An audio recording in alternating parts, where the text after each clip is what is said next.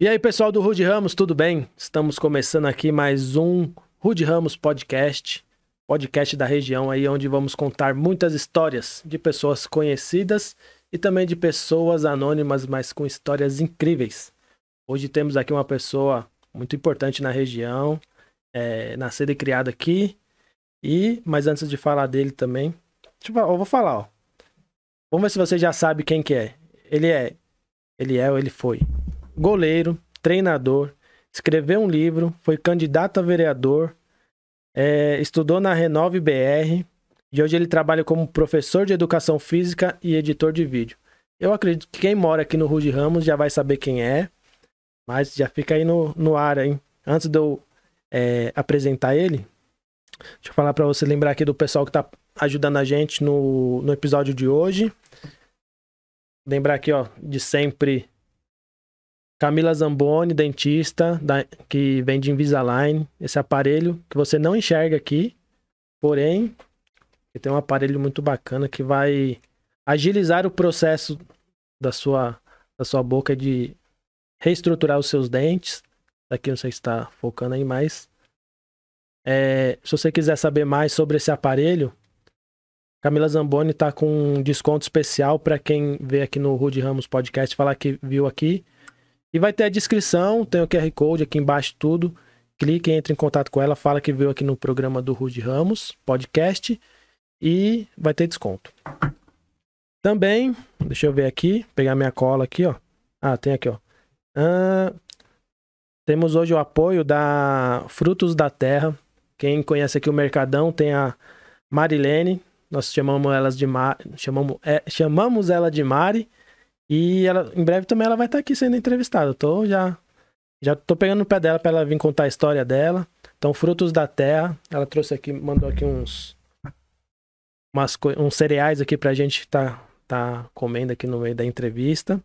Porque hoje nosso entrevistado é fitness, hein? Então ele só come coisa, né? E também, Frutos da Terra vai estar na descrição também os contatos dela, rede social, telefone, tudo. Temos também hoje a colaboração da Adega ABC, que também fica no Mercadão. E no Box 15, e o Instagram deles é adega.abc.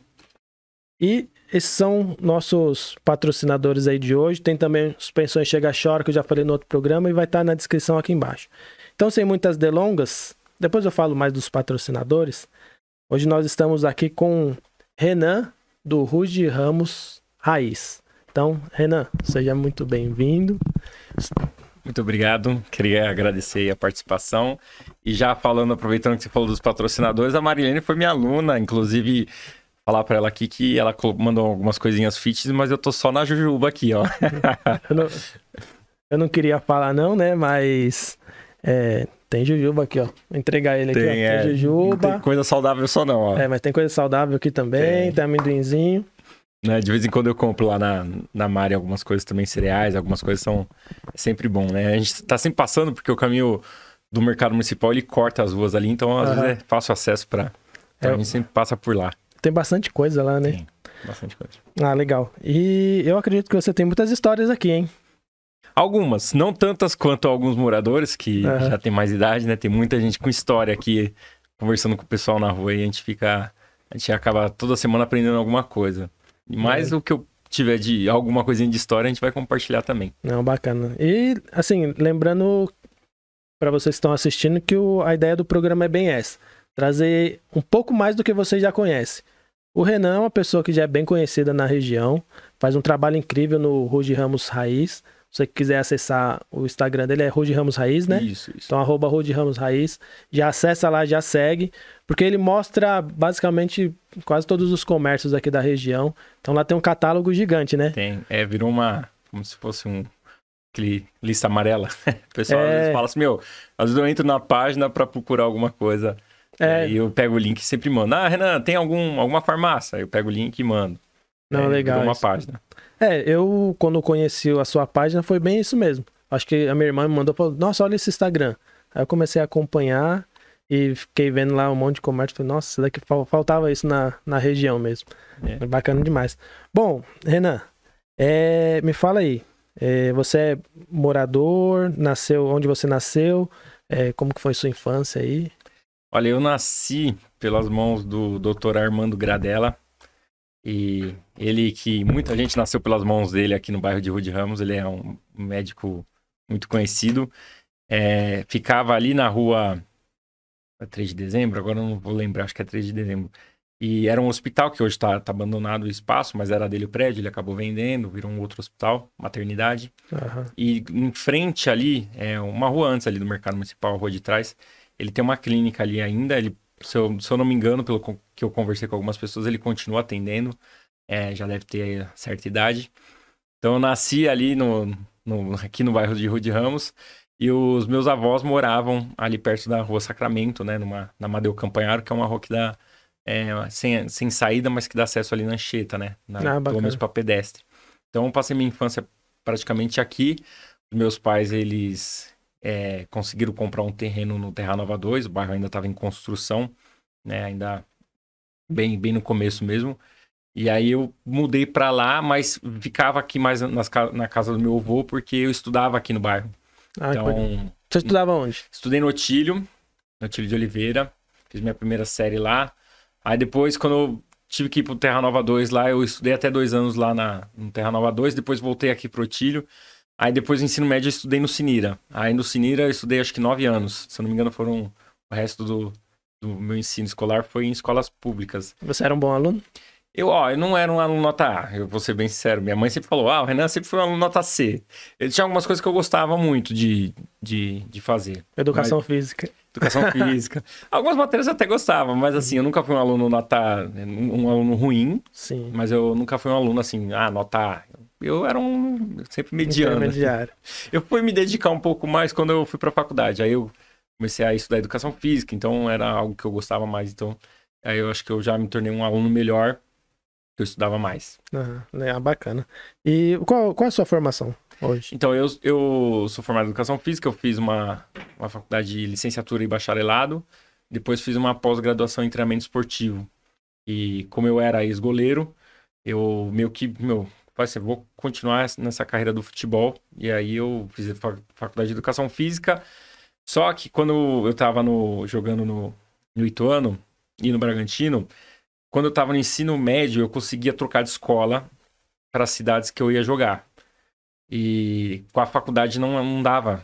E goleiro é muito difícil, né? Goleiro só joga às vezes as pessoas têm uma visão do mercado do futebol que a imprensa muitas vezes passa, mas se você for pegar pelos sindicatos dos atletas mesmo, mais de 80% dos jogadores ganham um salário mínimo, muitos ganham só durante 3 meses do ano, salário atrasado, então a vida é difícil, não é uma vida fácil. Sim. E para você largar uma estrutura familiar, ficar longe da família, ficar dormindo embaixo de arquibancada, comendo ovo de segunda a sexta, situações difíceis, né? Vou querer saber algumas histórias. Nossa assim. Senhora, tem bastante história no futebol. Como que o futebol entrou na sua vida? Então, foi na escola? Eu sempre gostei porque acho que a cultura nossa aqui sempre foi muito de futebol. Isso é uma das coisas que eu acho bom e acho ruim. Eu acho que talvez se eu tivesse nascido em outro país com uma cultura esportiva melhor, talvez eu teria seguido para um beisebol, para um basquete, para outros esportes. Mas aqui tudo encaminhava. Hoje já mudou muito com a entrada da tecnologia, mas tudo encaminha a pessoa para o esporte e para o futebol, no caso dos meninos, na grande maioria. O Duende, que fez o programa passado, a gente estava falando sobre isso. Que é o país meio que do futebol, né? Se ele tivesse tido a oportunidade o esporte dele, que é a corrida de moto, aqui não é tão valorizado. Sim. Se ele tivesse em outro país, talvez ele até comentou, talvez ele teria sido um Neymar lá da corrida. Ou talvez teria até ido para outra modalidade. Eu penso nisso às vezes, porque assim, culturalmente esportivo, eu me considerava muito pobre de cultura esportiva. Porque eu falei, eu gosto tanto de assistir outros esportes, eu acompanho. Aí agora começou a TV fechada a abrir mais para mais pessoas e você começa a assistir NFL, NBA, os esportes americanos. Aí você começa a assistir também o próprio futebol europeu, te abre um leque maior. E aí eu fui vendo o quão pobre culturalmente esportivo somos nós aqui no Brasil. Por achar que esse discurso, é o país do futebol, eu acho triste, porque seria melhor se a gente fosse o país de mais coisas esportivas, né? Que, meu, o esporte é sensacional. E o incentivo acaba indo todo pro futebol, né? Infelizmente. E ainda assim, da maneira que eu falei, vai todo pro futebol, mas ainda muito mal administrado, com clubes devendo 1 bilhão aí por mês, com categorias de base aí pagando um salário mínimo para treinador. É difícil, não é fácil. Sabe uma coisa que me deixou assim? Eu sou corintiano. E eu cresci também jogando bola. Meu pai era ciclista, mas só que eu queria jogar bola. Mas só que eu era bem corintiano. E uma coisa que me deixou assim, tipo, descontente com o futebol é essa desigualdade. Tipo, um jogador que ganha milhares de reais aí, e aí você vê uma molecada na quebrada que poderia ter mais incentivo, não tem, né? Não, é difícil. Pra você ter uma noção, e mesmo dentro se for pegar os times grandes do Brasil, a gente vai pegar aí uns 6, 7 times que pagam muito bem no profissional. Tirando essa realidade, o resto é um mundo totalmente à parte. Dentro do próprio time gigante, dos times grandes, por exemplo, Corinthians mesmo, que eu trabalhei lá desde o sub-11 até o sub-20. Chegou um momento que eu cheguei como estagiário no futebol feminino no profissional. Mas depois eu trabalhei muito tempo lá no Corinthians. E aí eu tinha feito minha faculdade, a minha pós-graduação, tinha escrevi um livro, profissão goleiro, já tinha uma experiência. E aí era triste você ter que sair da sua casa, ir até a Zona Leste, dar treino, se desgastar, ir atrás de informação e receber um salário, e eu não tenho problema nenhum em falar valores, na época de R$ 1.300 em carteira registrada, e um moleque de 15 anos receber R$ 20 mil já com contrato profissional. É uma troca de valores muito grande. Uhum. Não só nos professores do futebol, os treinadores, mas também no sistema público, né? A carreira pública. Hoje falta professor nas escolas, não tem professor de história e geografia, porque não é mais atrativo. Se paga muito pouco, né? Então, essa questão aí me deixou... Por isso que depois de um tempo, eu saí da área técnica também e fui mais para a área do fitness. Porque por mais que você goste... esse negócio de... eu tenho amor na camisa, eu adoro aqui o Corinthians, adoro o Palmeiras... Mas chega uma hora que não paga as contas, você precisa se manter. E a realidade é muito diferente da categoria de base, por exemplo, que eu tava do Corinthians pro profissional, onde se ganhava mais 15 mil, 20 mil, é um outro mundo. Mas até então no Corinthians, na época que eu tava, era super desvalorizado o salário que eu recebia, trabalhava de segunda a domingo, viajava, era gostoso, era uma coisa que me dava prazer fazer, mas é o que eu falo, chega um momento que você tem que fazer algumas opções. E você tem que se valorizar também. Você fala, eu escrevi um livro, me formei, me dediquei, me especializei e não tô conseguindo me manter, né? Porque só de gasolina, praticamente eu já pagava era metade do salário. Não, e hoje em dia, se manter com salário mínimo ou, sei lá, um pouco mais é difícil, né? Por isso que eu falo para as pessoas. Às vezes a pessoa fala assim, porque jogador de futebol ganha 300 mil, 600 mil, e vai falar do Neymar, que ganha 1 milhão por dia, alguma coisa assim, né? Não sei quanto que ele ganha, mas... Mas você tem que pensar também qual que é a porcentagem. É menos de 1%, não vou falar nem menos de 1%, se eu não me engano era 0,4%, 0,5% dos jogadores profissionais brasileiros que ganham um salário nesse nível, nesse patamar.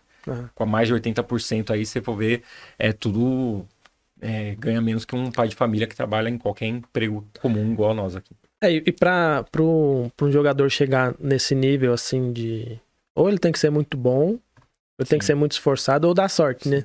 De pegar algum... Tem um treinador que falou pra mim que ele falou assim, Renan, sorte é competência mais oportunidade. E eu levo isso pra mim porque eu acho que são momentos da vida que você precisa ter sorte, que você precisa ter a competência, mas você precisa ter as oportunidades. Eu vejo que muita gente tem competência e não tem oportunidade.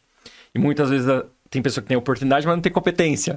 E você tem que estar preparado. Na base, na categoria de base do Corinthians mesmo, em outras que eu trabalhei, eu vi alguns meninos que às vezes tinham muita competência, mas assim, às vezes não tinham oportunidade. Por exemplo, um goleiro. Vou até falar do profissional.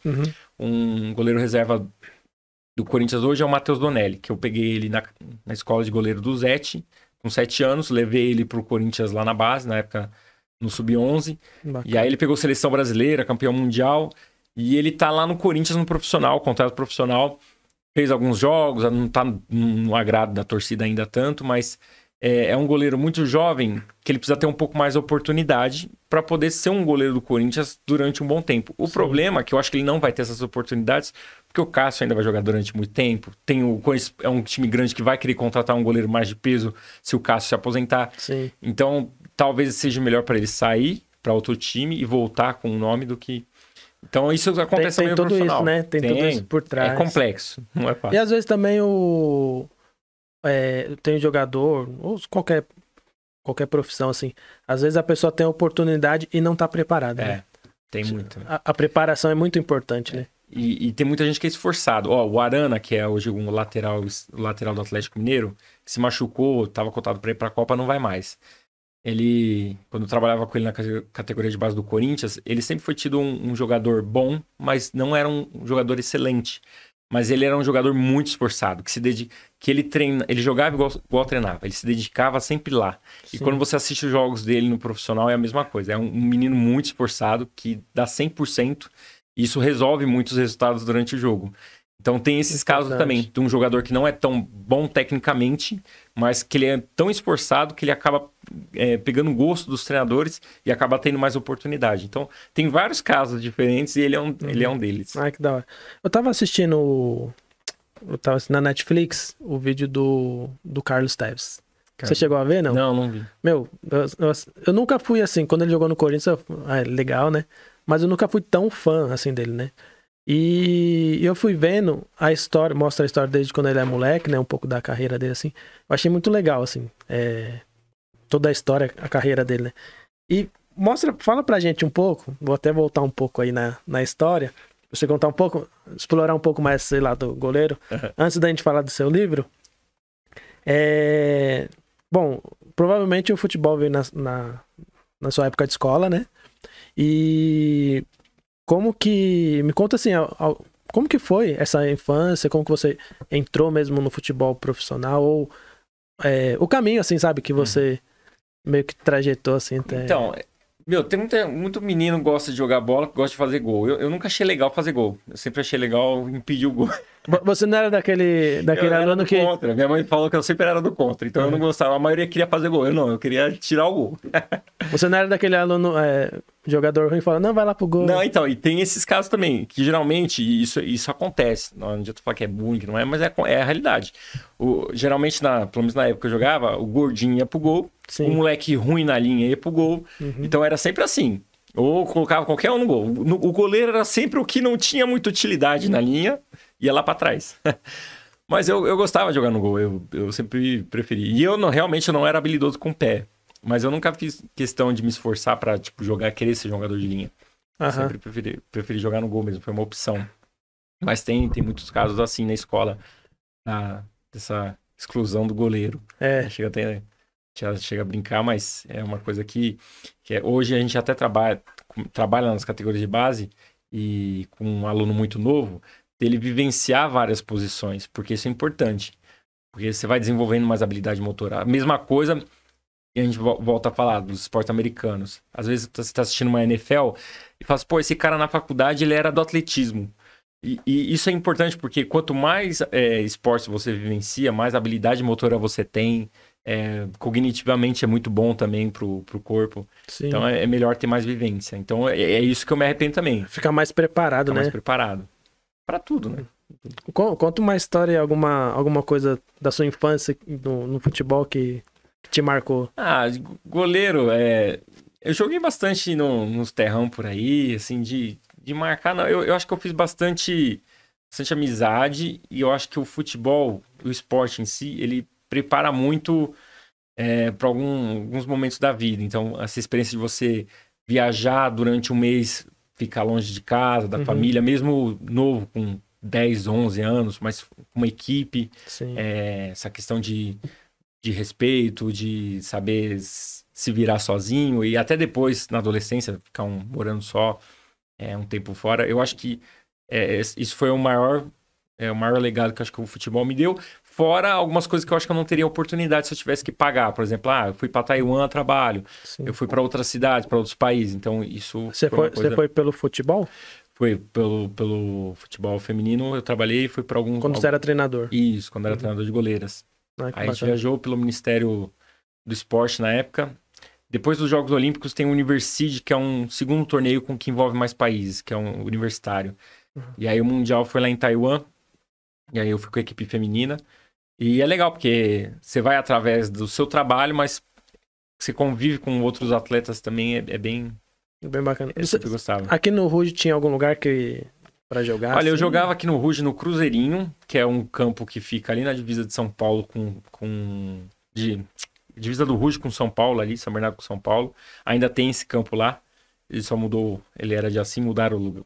Que ano que era isso aí, mais ou menos? Eu nem perguntei sua idade. Eu tô com 35 anos. Foi mais ou menos em 99, eu acho. 98, 99 eu jogava no Cruzeirinho. Mas cheguei a jogar muito também lá no Baitão. Eles montavam a seleção de São Bernardo, dos melhores jogadores e tal. E a gente disputava jogos regionais, jogos abertos do interior. E aí depois eu joguei no São Bernardo mesmo. O São Bernardo hoje que tá na segunda divisão aí do Paulista. E até subiu agora pra Série C do Brasileiro. Bacana. E aí eu joguei na época, o Campeonato Paulista ele tinha 6 divisões. Era B3, B2, B1, depois era A3, A2, A1. Caramba. Na época, quando o São Bernardo foi criado, ele tava na B6, subiu pra B5. Nossa, era... Foi um longo caminho. Mas eu cheguei a jogar um bom tempo no São Bernardo. Ai, que bacana. E tem alguma... Qual time mais que você Olha, eu como jogador eu joguei no Santos, joguei na categoria de base... Joguei no São Bernardo, no profissional e na base, joguei no Ituano, joguei no Bragantino. E como treinador de goleiros, trabalhei com o Zete, uma academia de goleiro, que existe até hoje, lá em Santo Amaro, em São Paulo. Trabalhei no Corinthians, no São Caetano, na Unip, universitário feminino, principalmente, que é muito forte. Hoje ele tá mais profissional, mas universitário sempre foi muito forte antes disso. E em alguns clubes. Mas nunca trabalhei no time que eu torço, que é o Palmeiras. Sério? Pô, se eu soubesse que era palmeirense, nunca trabalhei no time que eu torço. Não ia chamar não, Tem pô. amigos que trabalham lá. É sempre assim, né? O time que a gente torce, a gente não consegue trabalhar. É, né? Os seus pais te apoiavam bastante? Sim. Meus pais, eu não posso... Tem uma coisa que eu não posso reclamar, é que assim, eu tenho pais vivos e que são exemplos pra mim, que assim, que me ajudam muito. Bacana. Meu pai, minha mãe. Meu pai sempre gostou mais desse meu lado de jogar bola e... ficar mula de casa. Sério? Pra ir jogar bola, ele nunca ligou. Minha mãe que sempre foi mais, não, você não vai largar o estudo. Ela sempre ficou muito preocupada nesse sentido. Ó, você vai jogar bola, mas não vai largar o estudo, que eu vou ficar no seu pé. Minha mãe, isso foi importante, ela é professora, hein? Então que legal. Ela sempre ficou preocupada nesse sentido. Mas sempre me apoiaram nas decisões. Até quando eu falei assim, ó, não quero mais jogar, vou parar, sempre foram ponta firme. E quando você é novo, assim, que fala, vou fazer uma viagem, devia ser uma... Eles até que... Eles achavam bom também esse lado, assim, de eu viajar e tal. Você sempre foi bem independente? Não. Eu demorei um pouco para amadurecer nesse sentido. E eu acho que nesse sentido de morar longe de casa é difícil, principalmente para um adolescente ou para uma criança. Porque às vezes o futebol, para você ser um atleta de alto rendimento, não só no futebol, mas outros, você precisa abdicar de algumas coisas. E às vezes você não tá tão maduro a tal ponto para conseguir suportar algumas coisas. Então eu, por exemplo, no Bragantino, em alguns clubes, eu já abandonei o clube tá? Porque você sai de uma estrutura familiar, que você tem um mínimo de um conforto, você tem estudos, você tem as amizades na escola, para você ir para um local totalmente diferente, onde você tem várias dificuldades, que não eram poucas.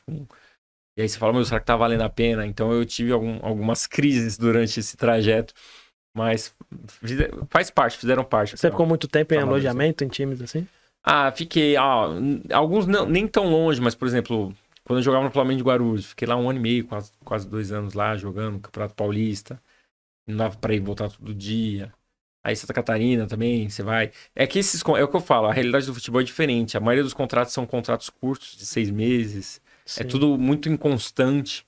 Futebol feminino também hoje tá um pouco melhor, mas sempre foi assim, contrato de 1 ano, então não é uma coisa certa, né?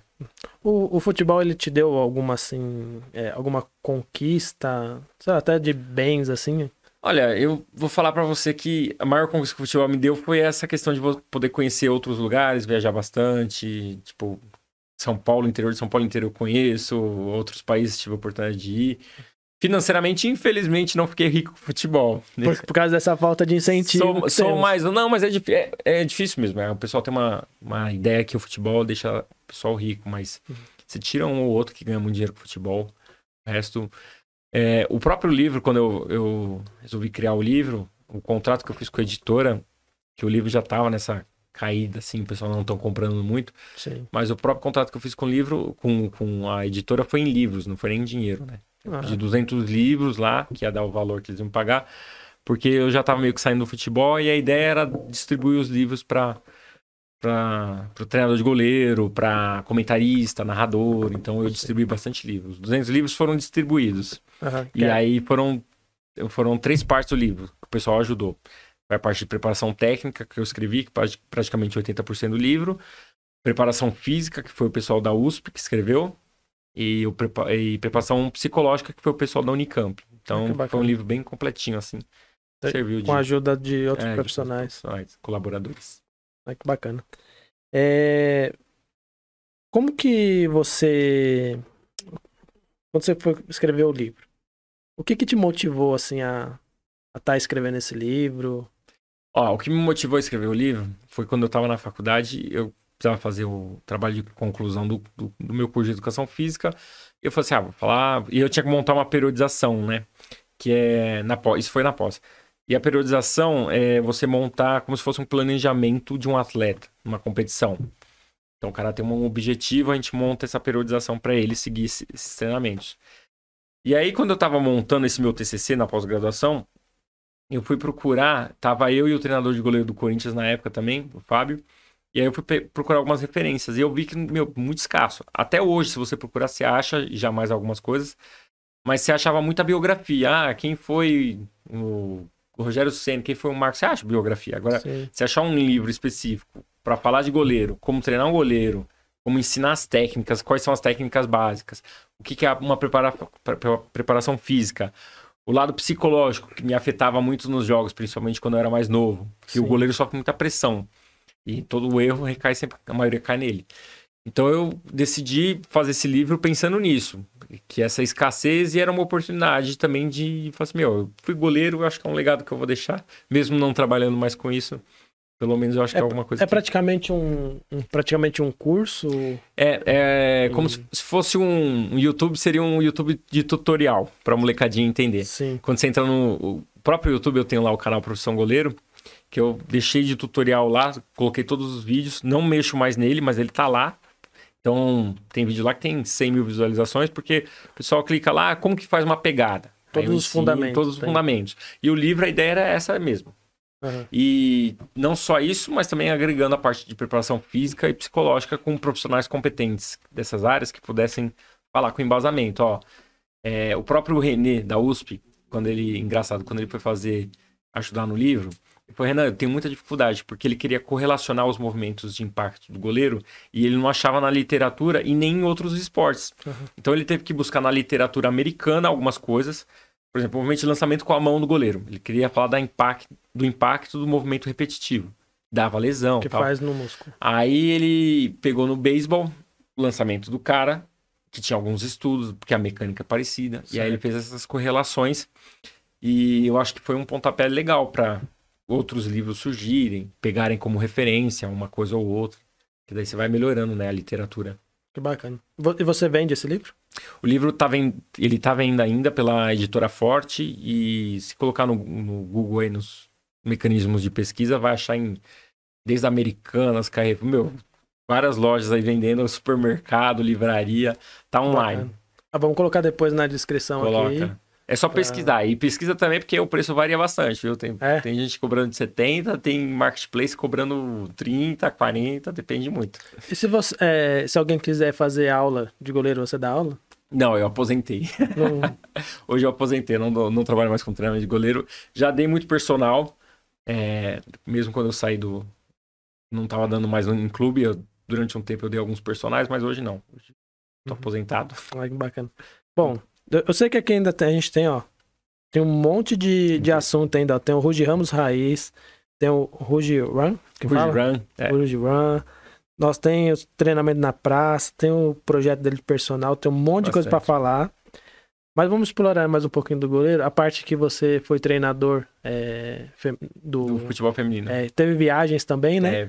Qual foi as viagens que você fez? Assim, que Não, do Brasil, a gente viajava bastante. Por exemplo, o Campeonato Brasileiro Feminino. A gente ia pra Pernambuco. Qual time que você Eu tava com o Corinthians no futebol feminino. Uhum. E aí a gente... E no Osasco Audax também. Então a gente acabava viajando muito durante a semana, né? Então eu ia pra Pernambuco, na Arena Pernambuco. Era legal porque eu vivenciava as arenas da Copa e tal. Então era bastante estágio bacana que a gente... Foi nessa época de Copa? Foi depois da Copa. Então a gente acabava fazendo o Campeonato Brasileiro Feminino em vários lugares do país. Então a gente viajava bastante dentro do país. E para fora do país, o treinador do Audax, o Maurício, que hoje ele é treinador do Internacional, ele foi chamado para ser treinador da Seleção Brasileira Universitária. E aí a gente foi para Taiwan, para disputar o Universide. E aí eu acho que das modalidades coletivas, eu acho que só o futebol feminino a gente conseguiu conquistar a medalha de ouro. Mas teve no individual, acho que teve um outro brasileiro também que conquistou a medalha de ouro. E é uma experiência bacana, porque é uma competição, é as competições que eu mais gosto, quando você não envolve só o futebol. Uhum. Você tinha lá uma Vila Olímpica com tudo quanto é atleta, de tudo quanto é país, comendo coisas diferentes. Uma culinária meu, é legal. Esse ambiente eu adoro, esse ambiente é bem bacana. É bem gostoso, né? É bem gostoso. E fora que você conheceu uma outra cultura. Taiwan foi um país que eu adorei conhecer. Eu espero que eles consigam se manter assim, que a China não tome nunca aquilo lá, apesar das pressões políticas que a gente sabe que tem lá. Mas é um país que o povo, você percebe que é um povo bem independente, eles são até, em certo ponto, um pouco mais capitalistas do que a gente aqui, mas eles são até mais ocidentais que a gente mesmo aqui. Mas é uma cultura milenar, né? Tem muito templo lá, tem muita história. Sério? A comida já é um pouco mais difícil de adaptar. Você passou...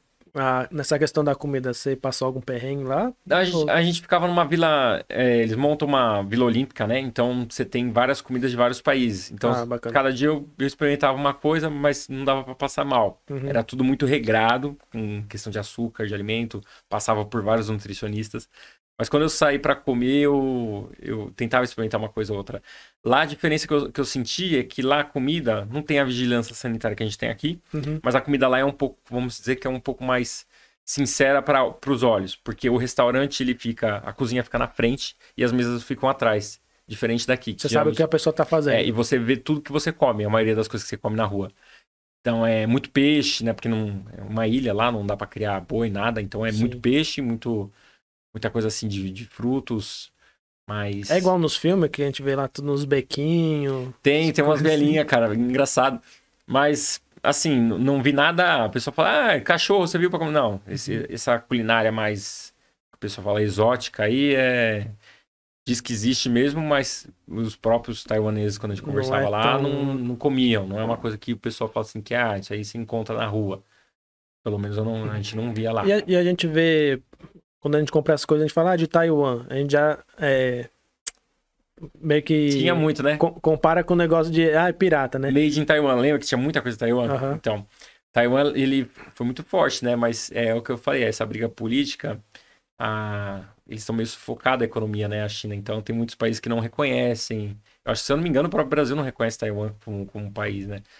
E aí, alguns acordos que Taiwan fazia, não pode fazer mais, porque a China não autoriza a fazer algum acordo sem antes falar com ela. Então, a economia de Taiwan foi meio que sufocando. Então, você vê que hoje a maioria dos produtos é mais da China do que... Difícil a gente vir pegar alguma coisa made in Taiwan. Eu lembro que na minha infância, vários brinquedos, né? Várias coisas made in Taiwan. E acho que a nossa falta de cultura é essa também, assim, né? Tipo, a gente pega um negócio, é tudo Taiwan. A gente meio que... Esqueci a palavra. Mas você olha para o país como se fosse algo só aquilo, né? Tudo pirata, algo ruim. Não. E pelo que você falou, tem muita coisa boa lá, né? Tem uma cultura muito bacana lá, cara. É um país... O que eu não gostei, me incomodou um pouco. Eu trabalhei muito tempo com futebol e peguei um pouco de aversão ao sol, cara. Trabalhando nos tempos sempre no sol extremo, mesmo no inverno, passando protetor. E Taiwan é um país quente e úmido. Parece Manaus. É um país muito quente, muito úmido. Então, às vezes não. O dia que eu fui lá dar um amistoso lá, antes da competição começar, acho que marcaram amistoso para começar 10 horas, atrasou, começou 11h30, quase meio-dia. Nossa, sol. E pior que tava sol e é tão úmido que você fica suando tanto, você sua tanto, E eu nunca vi, eu sempre vi jogador reclamando, às vezes quando tá muito calor aqui no Brasil. Mas o jogador com 16 minutos falava assim, meu, me tira, pelo amor de Deus, que meu pé tá queimando. Nossa, imagina. De tão O sofrimento que tava. É. E mesmo no Corinthians aqui, às vezes o feminino, coitado, as meninas tinha uma época que treinavam 1h30 da tarde, o fisioterapeuta levava o termômetro no campo, dava 40 graus lá. E Renan, tá 40 graus aqui no campo. Grama sintética, borrachinha ferve, você é louco. O pé parece uma panela de pressão. Esse aí é as partes que ninguém vê, né? E não pode jogar água, porque se jogar água é da bolha, porque é igual panela de pressão mesmo. Você... Fica mais úmido ainda. O pé ferve. Nossa, você é doido. Tem mais alguma história dessa parte aí de treinador, de jogador que te marcou, que você gosta de lembrar, assim? Eu trabalhei com bons treinadores, de goleiros, treinadores de campo. O futebol ele tem muita história, muita resenha, né? Eu acho triste que eu adoro tecnologia, mas eu acho triste que a gente tá perdendo um pouquinho, porque as resenhas que a gente fala, né? Hoje em dia no ônibus de uma delegação, tá todo mundo no seu celular, olhando na rede social, essas coisas. Antigamente no ônibus a gente tocando pagode, cantando samba, axé, era uma coisa louca, assim, tipo, era um pouco mais... Você conhecia mais a outra pessoa, você se colocava mais no lugar da outra pessoa. Então, esse lado, a tecnologia, ela veio para ajudar, mas ela atrapalhou esse lado de aproximação, principalmente depois da pandemia. Uhum. Tem visto aí no bairro, principalmente conversando com o pessoal, mudou tudo, não só no esporte. Eu tive minha época de goleiro. Ah, você jogou no gol também? Foi goleiro. Quando era moleque, jogava morava na Vila Monumento, e lá tinha o campo do Corinthians. Tinha o campo e o salão. E aí eu jogava nos dois. Eu até que era bonzinho, mas eu era tipo o Cássio, sabe? Uhum. Ele é bom, mas toma aqueles gols besta. Aí eu era assim. No salão eu nunca gostei de jogar. Sempre joguei society, campo. Nossa, eu voltava com os dedos tudo torto. Nossa. Esse dedo aqui, luxado. Ó. Quando eu jogava no São Bernardo no profissional, era um treino que tinha durado 2 horas. Eu tava tão cansado no treino que era um treino de finalização, eu lembro até hoje. E teve uma bola que o cara cruzou, e quando a bola ela vem cruzada assim, beirando a trave, o travessão lá em cima, para você não tiver a dúvida da bola bater na trave e voltar para o meio da área, geralmente o goleiro ele dá um tapa na bola para ela ir para escanteio. Sim. Ali você posiciona todo mundo, morreu. Eu tava tão cansado que eu saltei e aí pegou só nesses 3 últimos dedos. Esse dedo aqui ele foi para trás. Nossa. E aí eu olhei pra luva assim, eu falei assim, tem alguma coisa errada com o meu dedo aqui. E os outros goleiros entraram, que era a vez do outro goleiro. Eu fiquei lá do lado do gol. Eu falei assim, tem alguma coisa errada com o meu dedo. Eu disse, não é nada. Aí eu tirei a luva, meu dedo tava pra trás. Nossa. Aí eu disse, meu Deus do céu, não sei o que, chama lá o massagista. Aí chamaram o massagista. Aí ele colocou no lugar. Eu não senti dor, eu tava dando até risada na hora. Sim. Mas depois doeu muito. Nossa. E como eu tava em competição, eu não tratei tão bem. Aí ficou um calo ósseo. Aí ele ficou um pouquinho tortinho assim, ó. Mas marcas da guerra. Acho que meus dedos daqui do meio. Nossa, quando a bola vem assim, de frente. Por isso por isso que a gente preza muito pela técnica. E eu fiz o livro falando da técnica. Porque por mais que se inicie com com precoce, menino com 10 anos já tá aí fazendo uma especialização automática dos movimentos. Se ele não fizer, ele pode machucar. Uhum. Ele pode quebrar um dedo. Então tem que ser repetição. Porque tem um lado da literatura, alguns educadores que falam que especialização precoce numa criança não é saudável, mas isso não existe no esporte. No esporte, ginástica artística, a menina com 12 anos tem que estar em alto rendimento, o moleque com 15 anos tem que estar também se destacando, porque hoje em dia estão comprando jogador com 15, 16 anos já aqui. Né? O moleque só vai com 18, mas já compra antes. Você acha que para uma criança assim que começa no esporte, forçar muito ele isso prejudica ou... Sim. Não, é que assim, tem alguns pais que forçam muito. Então, eu vi muito pai colocando as expectativas em cima do filho. Tem muito, acontece muito. E na própria bancada a gente sentia, né? Um moleque pressionado. A rotina também é uma coisa que prejudica. Tinha pai lá no Corinthians, lá de atleta, e tem hoje nos clubes por aí afora. Que o moleque joga a semana inteira, treina a semana inteira de manhã no campo, aí treinava a semana inteira à tarde no futsal, ia pra escola de manhã, treinava no futsal e treinava no campo. O futsal geralmente era à noite, né? Tardezinha. E aí o moleque tinha uma vida mais agitada que a nossa. E de final de semana o moleque tinha jogo do futsal do campo. E nisso tudo ele ainda fazia natação, fazia inglês. Nossa, era... Aí eu falava, meu, esse moleque... Por isso que muitos chegavam com 12 anos, com uma exaustão tão grande, e falavam, meu, não quero mais jogar bola. E tem muito, assim, né? Muita gente boa, né? Que você E hoje, engraçado, eu achei que nunca ia chegar esse dia que eu ia falar isso, mas hoje o futebol é uma coisa que tá caindo o número de adeptos do futebol, porque a garotada entrou a tecnologia tão forte que entrou outros setores. Então, e-game, entrou muita coisa. Eu tenho amigos que eram donos de escolinhas de futebol que fecharam. E tenho muitos que falam, Renan, não tem a demanda que tinha antes. Sim. Vai faltar jogador, não vai ter mais a oferta que a gente tinha. Acho que a geração de agora tá tudo no computador, né? Eu vejo pelas minhas sobrinhas. Nossa, tudo é... A menina novinha fazendo vídeo lá. O que você quer ser? A influenciadora. Eu não posso julgar porque eu acho que se a gente tivesse nascido nessa época, talvez a gente seria igual. Assim, né? Mas assim, a gente tem que fazer alguma coisa, porque essa transição que a gente viveu, a gente vai ver quando a gente tiver no fim da vida, a gente vai ver alguns prejuízos, porque a gente ainda não tem essa margem, né? Foi tudo muito rápido, evoluiu muito rápido. Mas a gente já sabe das coisas ruins que estão acontecendo, né? Então é uma coisa preocupante mesmo. A informação tá chegando para... As crianças estão evoluídas desde... Muito, muito pequenininha, né? Estão muito estimuladas, né? Estão bem estimuladas. E o que mais me preocupa mesmo é essa questão. Porque, assim, qual é a importância do esporte? Que sempre foi.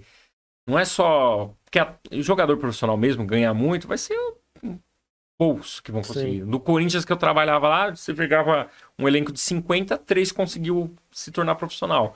Isso eu tô falando do Corinthians, não tô nem falando de um time aqui da escolinha, melhor, né? que às vezes ninguém consegue. Então, assim, mas qual que era a parte boa? Era essa interação. Era você, tipo, ocupar a cabeça. Não ficar na rua, não ficar pensando em coisa ruim. Movimentar o corpo, gerar saúde. Então tem todos esses benefícios, né? E hoje a preocupação é isso, porque o e-game entrou muito forte, a tecnologia entrou muito forte, tem muito youtuber, tem muito tiktoker, tem muita gente postando no Instagram, mas assim, a gente vê muita coisa fútil, muita coisa legal, divertida, faz parte. Mas é uma preocupação, né, com o que vai ser. O futebol, acho que ele ocupava um espaço ocioso que a gente tinha quando criança, que hoje a computação entrou nesse espaço. A gente tinha um videogame, só que ainda a gente tinha uma geração onde os pais limitavam um pouco mais o uso. Hoje tá muito difícil, porque a tecnologia ela tá na escola. E não era todo mundo que podia ter um videogame. Hoje você vai numa lanchonete, não tem cardápio, você tem que usar o celular. Então hoje tudo de força usar o celular. Não é só culpa da própria pessoa. O mundo tá tudo mais integrado hoje online, né? Eu até brinco, às vezes, com a Débora, lá, minha namorada, eu falo assim, domingo a gente vai ficar off. A gente trabalha muito online. Sim. Assim, domingo é um dia que a gente vai passar off. Passa off. Tem domingo que não dá, mas... Porque senão você tem que ter esses momentos, né? Senão você não come mais junto na mesa, você fica... O que você gosta de fazer nesses dias off? Olha, nos dias off eu gosto às vezes de passear, ir pegar o carro, ir para às vezes uma cidadezinha no interior, almoçar fora, uma coisa mais leve, ou ir no cinema, ou ficar em casa assistir tipo uma série, aí eu fico online assistindo série, alguma coisa assim, mas tipo, tirar um dia para descansar, né? E tentar não ficar em rede social, porque eu já trabalho com rede social, e isso tem me irritado um pouco. Sim. Porque você fica muito tempo online e você fala assim, nossa, eu tô tanto tempo online que eu preciso viver um pouquinho offline. E tanto a dança de salão, que eu fui professor, fui aluno, futebol, eu sempre tive relações pessoais, assim, tipo de dinâmica. E eu sinto falta. De... quando você fica ali trabalhando. Eu vejo por aqui também. Venho pra cá de manhã e fico no computador. Aí às vezes eu paro, vou ali na janela e fico vendo as pessoas passar. E até é engraçado, porque...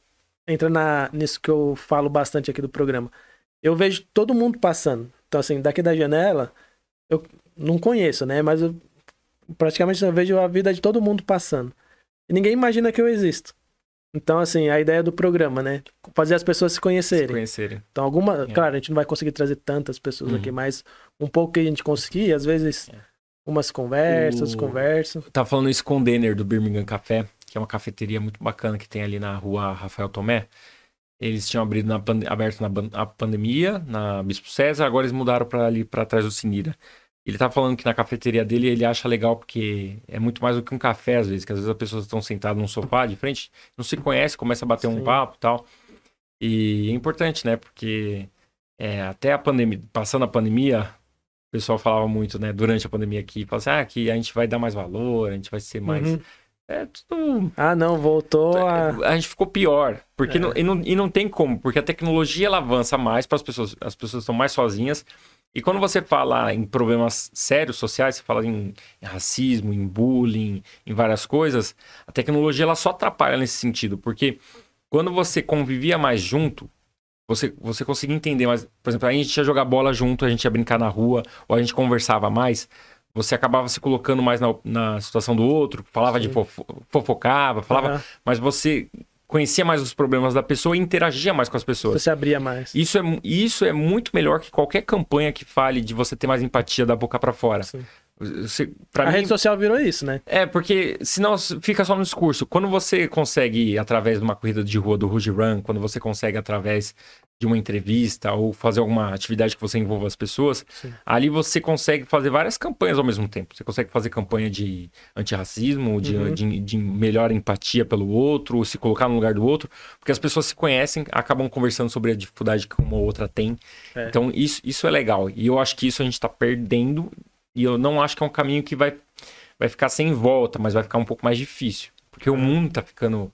não tem como frear a tecnologia. É uma coisa que, infelizmente, não dá pra parar. Apesar da gente gostar, é isso. A rede social é boa, mas ela também tem os lados ruins, né? Que nem as pessoas... Você não pode mais falar o que você acha, o que você deixa de achar. Sim. E aí você fala uma coisa, aí tipo... Você faz uma campanha. Ah, não, contra o racismo. Aí ou alguém faz alguma coisa, tipo, viraliza lá, ou é cancelado, sabe? Sim, cancelado. Aí todo mundo vai em cima da pessoa, mas tipo, eu sou contra o racismo. Mas eu sou contra o racismo contra a cor. Mas daí eu viro pro meu colega do lado aqui e faço uma piada de loira, sabe? É uns negócios assim, bem complicado, né? Na realidade, é que assim, hoje em dia, a rede social ela deu muita voz pra muita gente. Isso foi um lado bom também, não foi um lado ruim. Mas assim, e aí você precisa ter, lógico, bom senso. A gente tá vivendo em outra época. Eu não posso falar, por exemplo, que o cara que fazia o Chaves era preconceito, porque a época que ele fez o seriado, o Bolanhos lá, era uma outra época. Sim. Mas hoje a gente tem que tomar cuidado e entender que a gente está em outro momento da sociedade. A gente evoluiu muito, a gente sabe muito bem dos problemas, ficou mais acessível. A questão que eu falo é que, assim, às vezes me incomoda, por exemplo, alguma campanha de, você fala, empatia mesmo. Você fala, vamos ter mais empatia, eu vejo muito no discurso. Mas então, daí todo mundo fala na internet. Eu só sinto que isso funciona quando você convive com pessoas diferentes. Então, a pessoa fala na internet, mas não passa pela outra pessoa que às vezes precisa conversar e não fala. Você falou uma história legal. Como é que... Depois eu fiquei pensando muito tempo em racismo. Como é que eu nunca tive problema com racismo na minha vida? Eu nunca tive problema. Porque nos times que eu passava, minha mãe até brincava. Ela falou assim, Renan, você é o único branquinho do time. Porque era verdade. E os meus amigos sempre foram muito legais, assim. Sempre tive eu adoro ele. As pessoas que eu mais admiro, até parei pra pensar outro dia. Denzel Washington, é negro. Eu gosto muito do Alexandre Pires, é negro. Os meus ídolos, assim, na música, no teatro, no cinema. E eu nunca tive problema de ficar pensando, assim, tipo, em racismo. O cara é dessa cor, eu não vou gostar dele. Porque eu tava dentro de um mundo onde eu vivia com pessoas diferentes, com coreano, joguei coreano, joguei com pobre, com rico. Isso era legal, né? Então, isso me fez... Por isso que eu falo que o futebol, ele me deu a maior riqueza que o futebol me deu foi isso. Essa vivência, esse, tipo, conhecer o outro, se colocar no lugar do outro. Então, lógico, eu tenho meus defeitos, cometo alguns erros, mas esse é um lado da sociedade que hoje tá bem, né? Nessa cultura de cancelamento, que tá pegando bem, que me fez refletir em algumas coisas, se em algum momento eu fiz alguma coisa errada e tal. E a educação familiar, né? Você fala minha mãe, eu acho que minha mãe e meu pai sempre também foram bem firmes nesse sentido comigo. Então o chicote lá em casa... A educação foi boa. Lá, cara, o bicho pega. Bom, Renan, a gente já falou bastante aqui da parte de goleiro, né? Da profissão aí que você trabalhou muito tempo. A gente ainda tem algumas coisas pra falar. Bastante coisa, né? Bastante história. Mas eu falei, você também passou pela política. Como que foi isso daí? Em São Bernardo, meu pai sempre foi diretor de sindicato de frentista, porque ele trabalhou muitos anos com um sindicato de frentista. E ele sempre foi envolvido, ele foi candidato algumas vezes. Eu sempre acompanhei. E trabalhando com esporte, eu comecei a trabalhar com gestão esportiva e envolvia o lado político também, de você tem que pedir as coisas, tem que viagem, às vezes precisa de um ofício, alguma coisa. Sim. Então, a política sempre tá envolvida. A gente não tem como a gente negar ela. E aí me convidaram, falaram assim, seu pai não vai ser mais candidato? Quer sair candidato e tal? E aí eu fiz duas campanhas. Eu sempre trabalhei em campanha. Sim. E eu fiz 2 campanhas sem dinheiro, assim, até a última, uma vaquinha virtual. É uma experiência de vida, eu acho legal. Eu acho que quem tiver a oportunidade de ser candidato um dia é bacana, é uma oportunidade. Desde que não veja isso como algo que você vai, vou me candidatar porque eu quero ganhar um salário maior. Se você não vê a política desse jeito e você realmente queira fazer algumas coisas ou tem algumas ideias, entenda como que funciona, eu acho legal. Aí, na segunda vez que eu me candidatei, eu já estava bem mais preparado, eu passei num processo seletivo do Renova Brasil, eu fui atrás de vários cursos políticos para me inteirar mais, saber mais a fundo, eu tinha ainda algumas dúvidas sobre como funcionava, comecei a ir na Câmara dos Vereadores e comecei também a conversar com alguns amigos de outros partidos. Eu já fui filiado, eu já falei pro meu pai, Renan, você gosta de algum partido? Eu falei assim, hoje, quanto mais eu conheço os partidos, mais eu fujo deles. Sim. É uma mera formalidade. O último que eu me filiei, que era o Cidadania, que era o PPS, e depois o PSL na última eleição. Mas meu pai já me filiou no PCdoB, que era um partido de esquerda, para um PPS, para um Cidadania, aí eu fui para o Partido Novo, ajudei a organizar, eles não vieram com um candidato, e depois fui para o PSL. Então eu fui da extrema esquerda para quase para a direita lá, no extremo também. Mas assim, eu conheci bastante, foi bom, foi uma experiência, porque eu conheci como que funcionam as estruturas dos partidos. Renan, te agrada? Não me agrada. Tem vários problemas.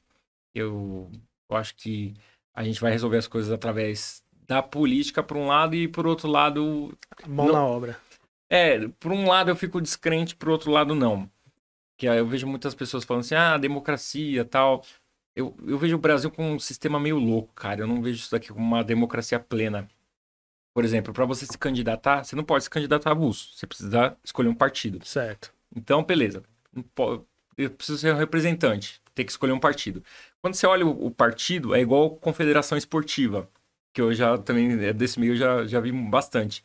Quando você olha o tanto de tempo que esses presidentes do partido estão nos partidos, como que funciona esses partidos, sim, você acaba vendo que a maioria dos partidos tem um sistema até que, não vou falar que é ditatorial, mas autocrático. Então você fala, você tem um sistema autocrático de partido, boa parte deles, dentro de uma dita democracia. Aí você vai, como é que funcionam os recursos, que hoje tem muito recurso público, inclusive, chegar nos partidos. E para onde que é distribuído? Geralmente para os candidatos mais fortes, ou para os acordos e tal. Então esse é o tipo de coisa que me incomoda muito, porque não é todo mundo que consegue ter a chance de fazer uma candidatura para disputar de igual para igual. Não é repartido certinho. Não é repartido, infelizmente. Igual no futebol. Hoje ainda tem algumas cláusulas, por exemplo, eles obrigam que você tenha 10% do partido, os candidatos têm que ser 10% do sexo oposto. Então, se eu tenho lá uma quantidade X de homens, eu tenho que ter 10% de mulheres. Se eu tenho mais mulheres, eu tenho que ter homens. Para ter essa... E aí tem mais mulheres na política agora também. Eu acho que isso foi legal. Mas em relação a dinheiro, não é. É uma divisão que os partidos... E não só com dinheiro público que entra, mas com outros tipos de dinheiro que entra dentro do partido, acaba chegando em alguns apenas. Então, você vê que dentro do partido acaba fortalecendo alguns. Então, o sistema ali já não é tão democrático assim, tão justo assim. Então, isso para mim... Aí você pega algumas cidades e todo mundo conhece, você tem... Eu falo que quase que um probleminha com alguns candidatos, né, que estão muito tempo no poder, que são familiares e tal. Que até alguns são bons candidatos, tudo, mas é um problema do sistema. O sistema acaba fazendo isso, né? Às vezes eles querem fazer uma coisa, mas o sistema obriga eles a... Às vezes a pessoa que tá dentro... o cara era tinha um cargo numa administração pública. E aí é mais fácil para ele ser candidato e ser eleito, porque ele já tem as pessoas, já tem a máquina. Eles acabam usando. É difícil falar isso, mas acontece. E o sistema acaba deixando que isso aconteça. Então é muito difícil. E tem vários problemas. Eu acho que a reeleição, para mim, também, eu acho um câncer na democracia. É uma coisa bem difícil, porque a pessoa se mantém no poder, principalmente legislativo, vereador, deputado. Você vê aí pessoas se mantendo durante 30 anos como vereador, como deputado. Então, eles não tem nem como ele não usar o sistema em benefício próprio. Sim. Ele tá lá, ele conhece as pessoas, ele coloca as pessoas para trabalhar. Por mais que a justiça eleitoral a cada ano tente forçar um pouquinho mais para que isso não aconteça, acaba acontecendo. Então, é bem complicado entrar no sistema por todo esse complexo. Mas foi uma baita experiência, eu não me arrependo. Legal. Ah, Renan... Você pensa em voltar? Olha, eu falo, ser bem sincero, pra disputar uma eleição, as pessoas falam assim, porque tem gente que foi eleito sem dinheiro. Você pega um ou outro caso, porque o presidente tal, porque o fulano de tal. São poucos os casos, e mesmo assim usaram algum dinheiro. Então, assim, você precisa estar bem estruturado em vários aspectos. Na família, apoiando. Sim. Graças a Deus eu tive o apoio da minha família. Eu tive uma boa votação aqui no Ruge, na Zona 284, Ruge Ramos, tá bom, Policei e Jordanópolis.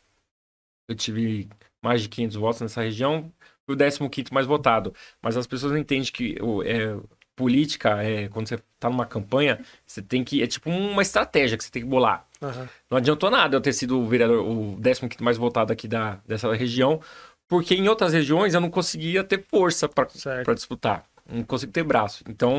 E acaba cada político assim tem a sua região mais Tem a sua região, mas, por exemplo, os políticos mais fortes, por exemplo, os que estão já na administração, eles acabam tendo mais pessoas em mais bairros da cidade. Então o cara, ele não pode ter tido muito voto aqui, mas ele tem 200 ali, 300 aqui, 300 aqui. Tem muita gente trabalhando, tem muito recurso na campanha. Sim. Então é difícil. Então eu acho que eu vejo a política hoje, para o país melhorar mesmo, eu acho que precisava de uma boa reforma política, antes de todas as reformas que falam, previdenciária, tributária. Acho que a primeira que tinha que vir mesmo, a mãe de todas as reformas, a maioria defende, que é a reforma política. Eu acho difícil ela vir, e se vier essa reforma política assim, eu acho difícil ela vir da maneira que a gente quer, porque quem vai fazer a reforma política são os políticos. Então é difícil, eles não vão mexer no que já tá. É difícil mexer. Mas a gente não pode perder a esperança. Eu acho que deixar de votar ou deixar de acompanhar é pior. Certo. Então acho que a gente tem que continuar acompanhando. Acaba ficando sem informação do que fazer. O que eu parei um pouco também, né? Porque senão a gente fica muito negativo. A política é uma coisa pesada. Hoje as pessoas são muito radicais. Eu vejo que as pessoas falam de A e B, mas é o que uma professora minha falava, Renan, às vezes a gente pensa em mudar quem, mas não adianta se a gente não muda o como. Se a gente não mudar, né? Se a gente tem que mudar o como. Se a gente mudar só a pessoa, não adianta, porque o sistema ele tá assim. A gente tem que pensar também no que a gente pode fazer fora desse problema todo. Então eu comecei a pensar em algumas ações. Por exemplo, eu moro num bairro que tem uma viela. E, a viela tá largada. Eu não posso reformar a viela, chamar uns grafiteiros, limpar, manter organizada. Uhum. Porque eu vejo muita gente reclamando aí, e é verdade. O cara não limpa a calçada, o cara reclama do fulano A, fulano B, esquerda, direita, mas o cara não move uma palha. Então eu falo assim, vou começar pelo que eu consigo abraçar, não vou ser idealista e romântico. Sim. Como diz minha mãe, desce do cavalo, Don Quixote. E aí algumas ações a gente começou a fazer. Caminhada com limpeza de praça, caçando bituca. Então é uma coisa muito pouca, muito pequena, entendeu? É uma formiguinha. Mas é um ato de conscientização, onde a criança, é o que eu falo, quando você coloca a mão na massa, além de você gerar mais empatia, você identifica mais os problemas. A gente fez um caça-bituca, a criançada chegou lá com um saco assim de bituca. Eu peguei tanto de bituca. Não sabia que o pessoal jogava tanta bituca no chão. E aí a gente começa a entender. Por isso que a bituca é um dos maiores poluentes depois do PET, né? Do reciclado. Uhum. E toda hora tem gente jogando cigarro no chão. Eu fico olhando e falo, como que a pessoa pode? Tipo, a pessoa não entende que esse negócio tá sujando. E às vezes a pessoa fala assim, a gente tem muitos problemas políticos aqui no Brasil, mas não é só no Brasil. Em outros países também estão com problemas mais assim...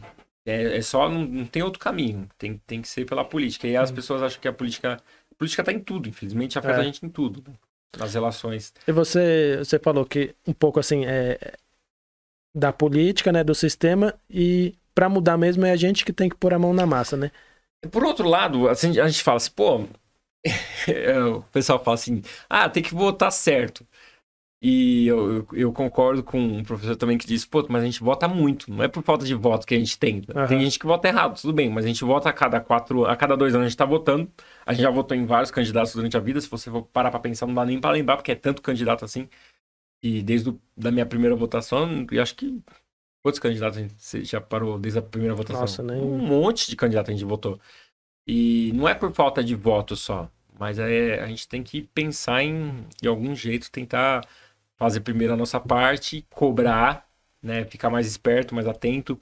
Eu sei que é difícil, as pessoas têm as vidas delas, o trabalho dela. É difícil você ficar acompanhando também. Mas se a gente fizer, eu acho que a partir do momento que cada um faz a sua parte, já é importante, né? Mas é o que eu falo. Minha mãe fala isso. O problema também é o povo também, né? Porque o político ele não é um extraterrestre. É alguém também que já foi trabalhador igual a gente. Sim. Você pega... O cara passa na minha calçada, o cachorro caga no chão, a pessoa não recolhe e deixa lá. Sim. E aí você vê como começa. A pessoa que joga o papel no chão. Eu sou professor, minha mãe é professora. Uhum. Que a pessoa fala assim, não, é educação. Não é educação. Porque em algum momento da vida dela, ou na escola, ou no outdoor, ou em qualquer propaganda, alguém falou pra ela que jogar lixo no chão não era certo. Então não é falta de educação, é falta de punição. Eu vejo hoje um pouquinho, no bairro também, o pessoal tem reclamado. Eu vejo um pouquinho que falta de ordem nesse sentido. E se você não tem ordem, não adianta. A educação só vai conseguir andar se você tem a ordem. Se você não tem ordem, você não tem progresso. Certo. Então, na área da educação, eu vejo isso também. Minha mãe foi professora durante muito tempo. Eu não trabalhei em escola pública nada, mas fiz estágio, mas estou na área mais do fitness. Mas eu vejo muito isso, que é um triste cenário que a gente precisa um pouquinho mais de fiscalização. Às vezes a gente vê na divisa de Santo André ali, da Lions, vê muita sujeira jogada, você vê bastante. muito entulho, e aí você vê uma falta de punição para algumas pessoas, né? Que não são... Às vezes a gente tem a impressão que é muita gente que tá sujando, mas não é.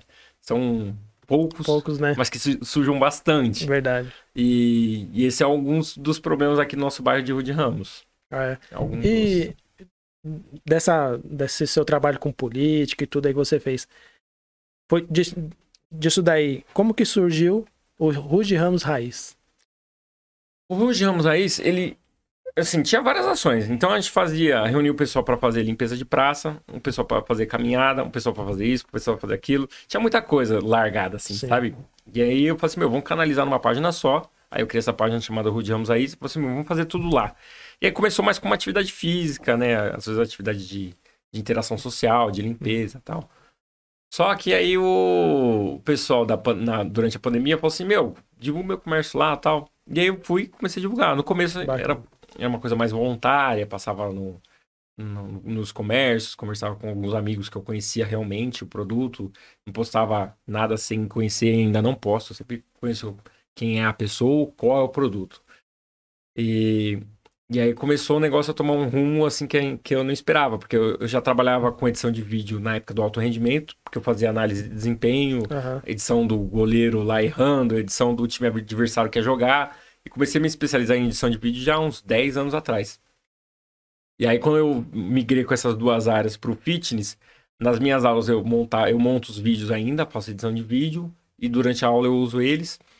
E aí eu comecei também a fazer esse serviço de edição de vídeo pro comércio. Legal. E aí eu comecei... Foi onde eu comecei a conhecer você.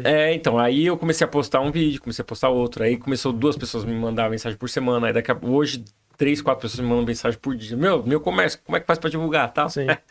E a página do Rua de Ramos Raiz é legal porque é uma página que eu mantive ela. É uma página que ela é diferente, ela não é a partidária.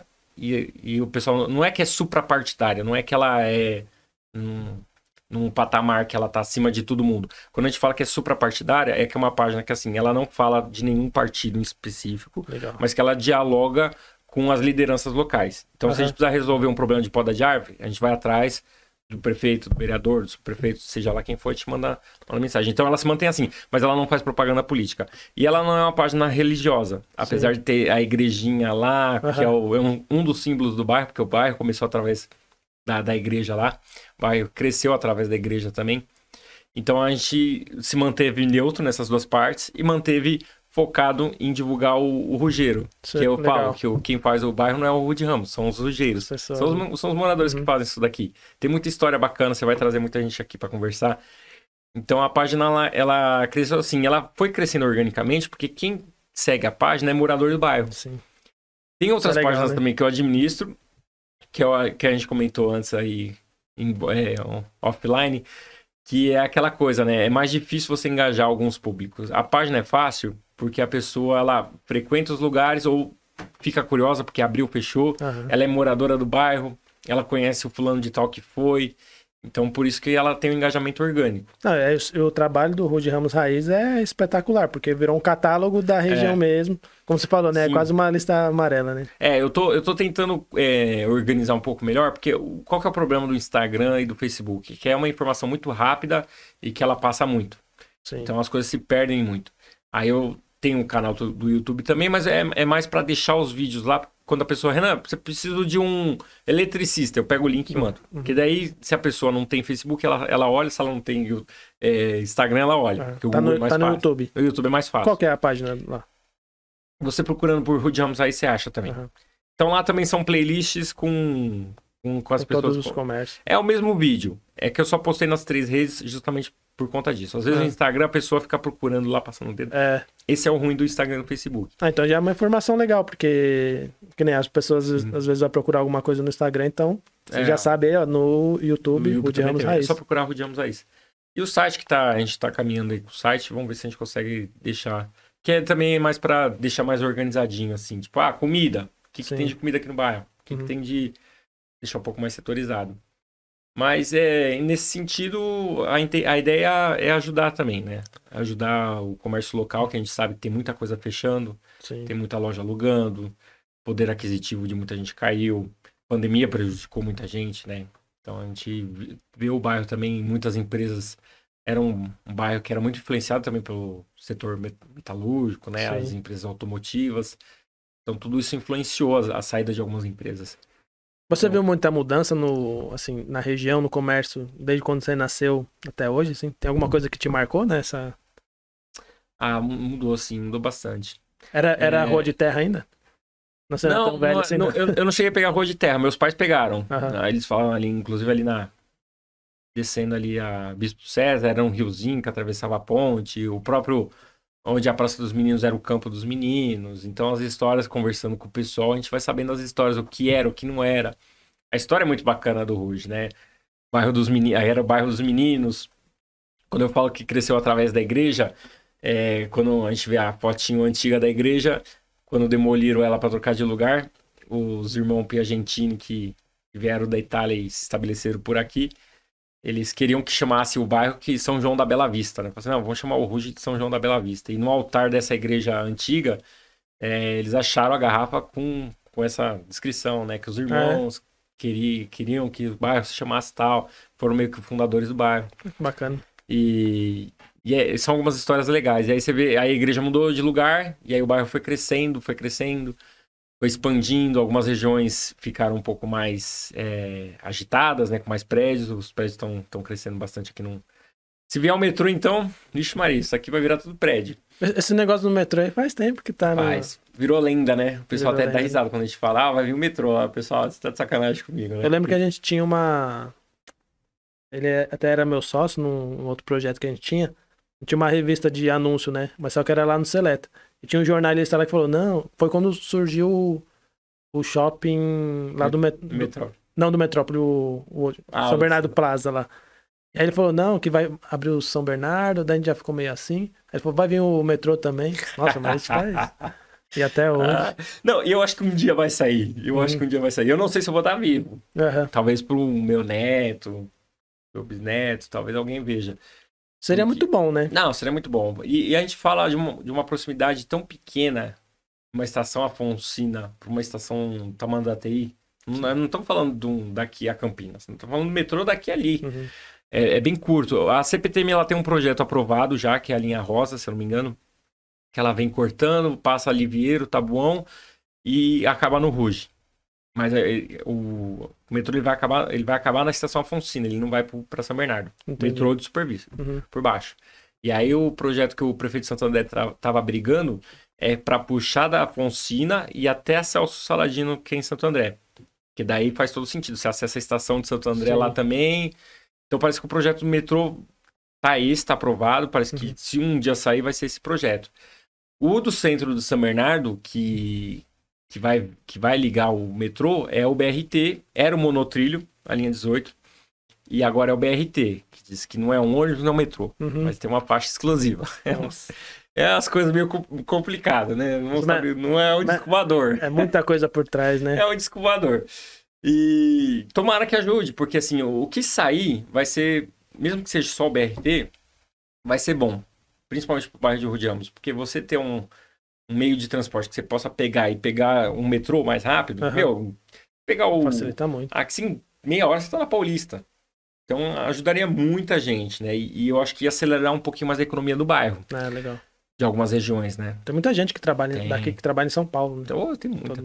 E aí você ficar 2 horas no trânsito pra ir, 2 horas pra voltar, eu já trabalhei muito em São Paulo, eu sei que é um tempo da sua vida que praticamente você perde. Porque se o carro ainda fosse, a gente fala de tecnologia, mas se o carro fosse autônomo no nível que eu pudesse pagar ele e ficar trabalhando, ou ficar lendo livro, ou ficar fazendo alguma coisa, mas não é, o carro te deixa improdutivo. Porque você tá sozinho, não tem o que fazer. É uma realidade que já tem, mas só que pra gente é uma realidade distante, né? O trânsito na região também é um trânsito que tá bem mais carregado do que era antes, que é normal, né? Pelo tanto de prédio que saiu. Vamos ver se agora com as novas melhorias na Lions aí vai dar uma melhorada na circulação, principalmente aqui na Caminho do Mar, né? O pessoal reclama bastante. Mas é isso, o bairro é um bairro que o pessoal gosta de morar, porque, se você for parar pra pensar... Tem tudo aqui. Você tem 2 praças, tem a Praça dos Meninos, tem a Salvador Arena, você tem o mercado municipal. Quantos mercados municipais não fecharam pelo Brasil afora? Verdade. Você tem um mercado municipal. Tem tudo ali, né? Isso é muito... não. Aí eu falo, é muito pelos comerciantes que estão lá, que mantiveram aquilo lá, por bem ou por mal, por alguns problemas que todo lugar tem, mas os comerciantes que mantiveram aquele local em pé, o próprio mercado municipal do Centro de São Bernardo fechou. Né? Tinha um lá no centro, lá do lado onde é a Fábrica da Cultura. Sim. Ali era um mercado municipal. Eu cheguei a pegar o finalzinho dele, se eu não me engano. E outras cidades por aí, né? Você tem em São Paulo, mas muitos locais fechou. E o Rude você tem mercado municipal, você tem farmácia que não falta. Você tem açougue, você tem pizzaria. Tem tudo. Tem restaurante japonês, restaurante mexicano. É um bairro que cresceu muito. Hoje você anda tudo a pé. Só não anda a pé quem não quer. Dá verdade. pra você fazer tudo a pé aqui. Nossa, eu não vou nem falar nada, porque eu moro no final da Sacramento e venho de carro até aqui. Não, dá, pô. Na Vergueira. 5 minutinhos andando. Não, o pior é que eu faço ciclismo, era pra mim vir de bicicleta. E eu venho de carro. Grupo de ciclismo tem um monte. De né? domingo eu vejo lá, quando a gente sai no Ruge Run, tem um monte de gente saindo de ciclismo lá. De manhãzinha? Falou do Ruge Run. Ruge Run. Já fala mais dele. O Ruge Run, cara, o que acontece? Dentro do Rude Ramos Raiz, é aquela coisa, né? A gente tem algumas coisas, alguns braços. A gente tem o Forró Salvador, que é uma vez por mês que a gente vai fazer um baile no Salvador Arena. Esse ano já fizemos 3. Isso é gratuito? É gratuito também, é só chegar. Eu peço ofício, a prefeitura libera, a gente faz lá. Você tem o Ruge Run, que é um domingo por mês. Que também é só chegar. É um grupo de rua, não é um evento oficial. É um grupo de corrida. A gente não interdita a rua. Certo. Não tem como. É um grupo que vai bastante gente. Tem uns grupos de corrida a treinar também. E ele sai da onde? Ele sai da Praça dos Meninos. É todo segundo domingo do mês. A maioria do segundo domingo do mês. Tem domingo que às vezes pega um feriado ou pega alguma coisa que não dá pra fazer. Mas geralmente todo segundo domingo do mês, saindo da Praça dos Meninos às 7h30 da manhã. E aí você sai da Praça dos Meninos, Vergueiro. A Vergueiro é o trajeto mais oscilante que tem. Você pega calçamento irregular, né? Certo. Aí depois você pega Kennedy, que é ciclofaixa. Ciclovia, e Barão de Mauá, que é ciclofaixa também, pista de caminhada, e lá na Barão de Mauá, em frente ao Pampas, eles também fecham parte da rua para rua de lazer. Certo. Então, os domingos, né? É bem legal. Vocês vão até lá e volta. Até lá dá 5 km. Tem gente que vai só até o Carrefour e volta, tem gente que vai até a Kennedy e volta, tem gente que só vai e não volta e toma um café por lá. Aí é livre. Tem gente que vai correndo, volta correndo, tem gente que vai andando, volta correndo. Cada um no seu ritmo, no seu limite. A gente deixa bem livre, né, para pessoal... Tem que ter coragem, porque eu não aguento ir até na minha casa. Não, mas é gostoso. E sabe o que é bom? Mas faz um bem danado, né? É um bem, porque assim, você vai andando, geralmente tá um clima agradável, de manhã ainda. começo de domingo, as pessoas vão conversando, Nossa, e vão entra trocando uma ideia. entra bem naquilo que você falou, né? A falta a falta de contato das Sim. pessoas, né? Então isso daí é uma oportunidade. Ó, e nessas corridas e nesses eventos que a gente tem feito, as pessoas trocam tanta informação. Pô, eu comprei uma cesta da Andressa Cestas de Flores que eu encontrei na corrida. Ah, eu encontrei o pessoal do café, fui tomar na cafeteria dele. Eu já fiz uma parceria com a minha clínica de fisioterapia, que é aqui na Caminho do Mar. Uhum. Então as pessoas fazem essas trocas de uma maneira mais orgânica, mais natural, e que é o que a gente sempre fez. E se conhecem, né? Que é o que a gente sempre conviveu. É que a gente perdeu um pouquinho. Mas isso tudo acaba sendo um mecanismo também. De acabar juntando as pessoas. Já vou deixar um convite para vocês que estão assistindo. Todo domingo? Todo domingo. Todo domingo, então. Depois... Não, do Rude Run, não. É. Todo segundo domingo do mês. Todo segundo domingo do mês. Depois entra na página do Rude Ramos Raiz que tem mais informação. Uma semana antes, a gente sempre posta. Certo. A gente espera para fazer a divulgação. Mas 2 semanas antes, a gente tá divulgando, ó. Domingo, dia tal, vai ter o Rude Run. Vai ter. Geralmente, segundo domingo do mês. Esse mês, por exemplo, não foi no segundo domingo. Tivemos um problema, foi no terceiro. Aí teve gente que foi no segundo domingo lá, mesmo não tendo. E mas acabou indo. Pode ir, não tem problema não. Bom, gente, já fica o convite. Entra na página do Rude Ramos Raiz, que lá vai ter todas as informações. E entra bem nessa ideia do que a gente quer aqui. Que as pessoas do Rude Ramos se conheçam. Então, assim, às vezes você vai encontrar com pessoas lá que você nem imagina, vai fazer amizade. E vai ter muitas coisas em comum também, né? Então, olha, já tem uma oportunidade. E fortalecer também o comércio do bairro, né? Comprar do bairro. Isso. Eu sei que é difícil, né? Às vezes a gente procura na internet, acha uma coisinha mais barata, mas tem muita coisa boa no bairro, muita coisa de qualidade. Você sabe que é legal isso aí, porque tem uma loja na frente do parque ali, na esquina de informática. Eu sei onde. Do chinês ali. Sim. E às vezes eu fico procurando coisa na internet, ou às vezes, tipo, eu ia lá no centro São Bernardo procurar as coisas. E você acha lá? E agora, daí, ou não encontrava, ou era caro, ou era mais barato, mas não era a coisa que eu queria. Aí eu chegava ali, tem tudo. E agora eu vou lá e compro tudo. Quando precisar de alguma coisa, nem procuro na internet. Só raramente. Eu vou lá e acho. É questão da gente conhecer, né? E é o que eu falo. Tem tanta rua aqui no bairro, tem tanto lojinha, que se você procurar, você acha. Tem tudo. É difícil você falar uma coisa que não tem aqui no Rude. Assim, Tem uma loja que você divulga, tem tudo? Aqui tem de tudo. Então, aqui tem. Aqui tem, infelizmente, uma loja que tá fechando. Ela vai fechar até o final do ano. Ela tá... O ponto ali vai ser alugado por outro... Se não me engano, a padaria vai expandir ali na região. Mas ele vai pra algum outro lugar? Não sei, eu vou conversar com ela. Eu fiz um vídeo divulgando os produtos que ela tá vendendo. Quem quiser, aproveita, porque então aproveita enquanto tá lá. Aqui tem... Na vergueira ali do lado da padaria Diplomata. Mas é o que eu falei, o Rude tem muito local alugando. Eu espero que as coisas comecem a melhorar de novo, passando essa pandemia que pegou muita gente. Principalmente o setor aí do pequeno comerciante, que sofreu bastante. Até quem precisar... Quem tá pensando em abrir um negócio, alguma coisa assim, tem a divulgação que ele faz. Se precisar de estratégia também, a gente faz aqui também. Porque é importante você ter uma estratégia antes de abrir, né? E depois é muito importante você ter um trabalho de divulgação, como o do Rude Ramos Raiz faz também. Já o útil ao agradável, né? Já une os dois. E já vou falar, eu já tô negociando uma parceria aqui com ele, ó, o Rude Ramos Podcast, o Rude Ramos Raiz. Vamos pensar agora pro Halloween, alguma coisa aí. Fazer. Igual o caça-chocolate que a gente... Isso que eu ia falar, rapaz. Fala do caça-chocolate. Fala sobre esse caça-chocolate. É o que eu falo. O bairro, às vezes, eu sinto que alguns comerciantes fazem algumas coisas que eu acho sensacional. Meu, que legal. Eu preciso fazer alguma coisa também.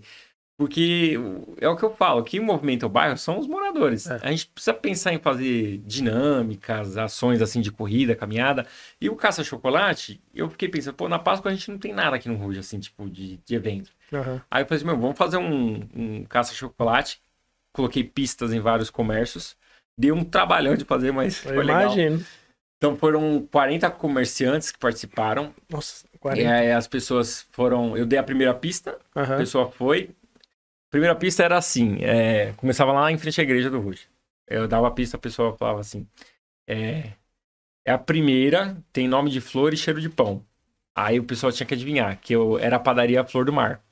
Então tem nome de flor, Flor do Mar. E é a primeira, porque foi a primeira padaria aqui do bairro. É muito antiga essa padaria, já acho que tá no 4º dono já. Então o pessoal ia... A Flor do Mar qual que é? É ali perto da... Pegando a Dr. Rude Ramos, indo... Que tem na frente da Coop? Isso. Ah, eu conheço a dona lá. É, então já... foi lá. Aí o pessoal chegava lá. Chegava lá, o pessoal pegava outra pista. E a dona, ela deu uns brigadeiros e uns chocolatinhos. Aí ia pra segunda, ia pra segunda pista, que era na Magazine Cláudia. Ah, tem uma Magazine... E o pessoal tudo foi na Magazine Luiza, achando que era Magazine Luiza.